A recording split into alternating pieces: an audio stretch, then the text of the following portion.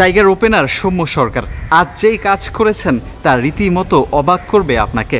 নিজের প্রিয় শখের বাইক রয়্যাল এনফিল্ড করে মিরপুর ত্যাগ করছিলেন সৌম্য সরকার। এমন সময় স্টেডিয়ামের বাহির থেকে কিছু ভক্ত সৌম্যকে ডাকলেন আর আবদার করে বসলেন। সৌম্য চলে গেলেন সেই ভক্তদের কাছে ছবির আবদার পূরণ করবেন। তবে যে ছবিটা আপনাকে মন ভরাবে সেটার জন্য একটু অপেক্ষা করতে হবে। খুব কাছে গিয়েও ভক্তদের আবদার পূরণ হয়নি, তবে আরও কাছে ডেকেছেন, যেখানে স্টেডিয়ামের 2 নম্বর গেটে আসতে বলেছেন ভক্তদের সৌম্য সরকার। ভক্তদের সঙ্গে কিছুক্ষণ কথা বলে আবারও সৌম্য ফিরে আসলেন নিজের প্রিয় বাইকের কাছে, যে বাইকে করে স্টেডিয়ামের 2 নম্বর গেটের দিকে যাবেন। এটাই হয়তো একজন ক্রিকেটারের সবচেয়ে বড় পাওয়া। একজন ক্রিকেটার দেশের জন্য খেলেন, আর লাল সবুজের প্রতিনিধিরা তাদেরকে ভালোবাসেন। সৌম্য সরকার নিজের প্রিয় বাইকে করে 2 নম্বর গেটে ভক্তদের কাছে ছুটে গেলেন।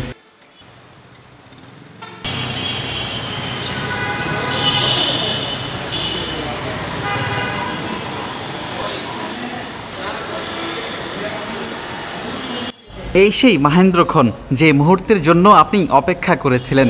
ভক্তদের কাছে ছুটে গেছেন সৌম্য সরকার। একটা ছবি তুলবেন ভক্তরা, সেই সৌম্যকে ঘিরে ধরেছেন গেটের পাশে। এটাই হয়তো সবচেয়ে বড় সৌন্দর্য।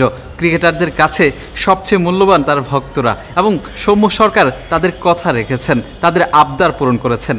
চাইলেই ভক্তদের ডাকে সাড়া না দিয়ে চলে যেতেই পারতেন নিজের প্রিয় বাইকে চড়ে। সেই কাজ করেননি সৌম্য সরকার। এই কারণেই হয়তো বাংলাদেশের ক্রিকেটাররা অনেকটাই আলাদা ভক্তদের কাছে।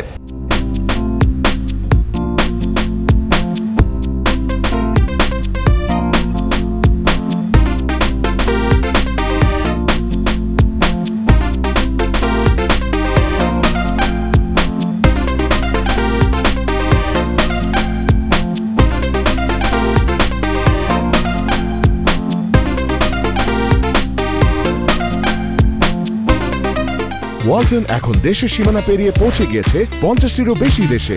ওয়ালটন, ঘরে ঘরে বিশ্বজুড়ে। সৌম্য সরকারের মতো একই কাজ করেছেন নুরুল হাসান সোহান। এবার তো ভক্তরা ছুটে এসেছেন স্টেডিয়ামের ভেতরেই, সৌম্যর সঙ্গে ছবি তোলার আবদার পূরণ করেছেন। এটাই হয়তো ক্রিকেটের সৌন্দর্য। ভক্তদের আবদার পূরণ করতে চাইবেন ক্রিকেটাররা, সেই কাজই করেছেন নুরুল হাসান সোহান।